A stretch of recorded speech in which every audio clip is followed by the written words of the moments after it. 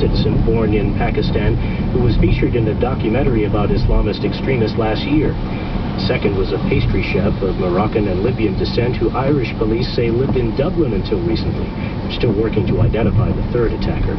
British leader Theresa May is facing mounting pressure over her record as Britain's Home Secretary during the 6 years before she became Prime Minister.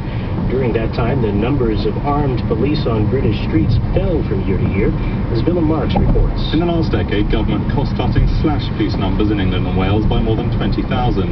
As Home Secretary, Theresa May was responsible for implementing those job cuts. Now critics are calling for her resignation after Saturday's attack at London Bridge.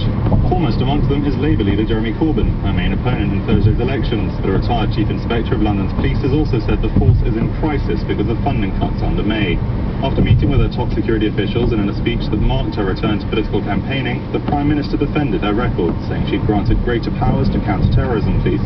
As officers continued collecting evidence at several properties across East London, the city's top cop, Cressida Dick, acknowledged to British media that she would like greater resources. For NPR News, I'm Willem Marks in London. The U.S. Supreme Court will hear a case that could have major implications for privacy rights. Lauren Silverman from member station KERA reports it's about how much of your phone data the government can get from phone companies without asking for a warrant. At the center of the case is a man named Timothy Carpenter. Police arrested Carpenter back in 2011 after linking him to a string of armed robberies. How'd they do it? Cell phone location information from his phone carrier.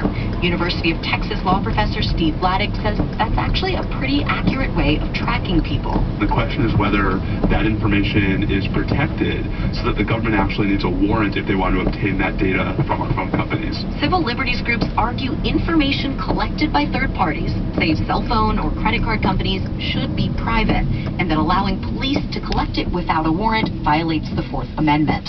Lauren Silverman, NPR News. And you're listening to NPR News from Washington.